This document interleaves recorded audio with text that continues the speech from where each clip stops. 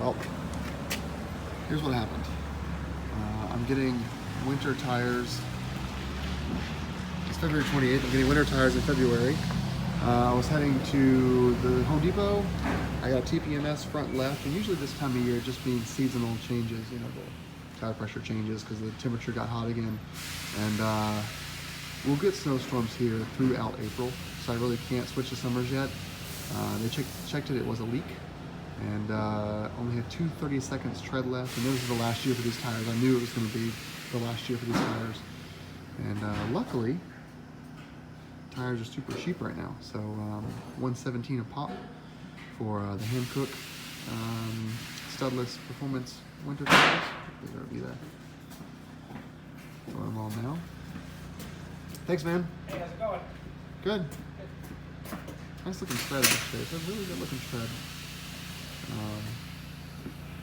I was gonna need new winter tires this October anyway. So we are, they didn't have any Blizzaks in stock. It's been 3 days to get Blizzaks in. The LM32 Libya City I like a lot, but those weren't here. So, here we are.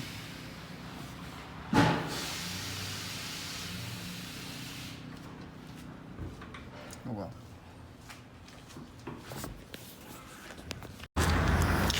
So, wow, look at that tread. That's meaty. This is the winter Pike RSs. T rating. Hey, look good. I like the tread pattern a lot. A little bit more, it's a little bit more touring centric than the Blizzak LM32s I had before. They are studdable, which I'll never do on this, but they're really nice. So, yeah, let's give it a quick spot check. Yeah. All right. So, initial impressions of these new tires, very floaty. I mean, okay, responsive, right? They don't feel planted as the Blizzak, and planted is in, they're made in Korea, by the way. It's a US company, but Korean tires, which is pretty common nowadays. So when I moved the steering wheel, the Blizzaks felt heavy and they responded, but with a predictable weight.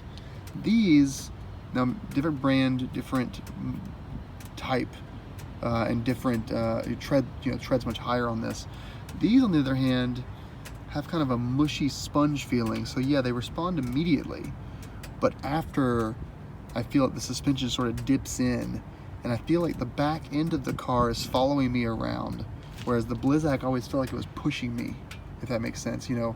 And of course the car hasn't changed in the last two miles, but that's pretty interesting to me. So we'll see how these do long term, but so far I'm a little unpredictable. I'll take it on some curves, on some corners later on. It's 51 degrees out, so we'll take it on some corners later and we'll see how it behaves.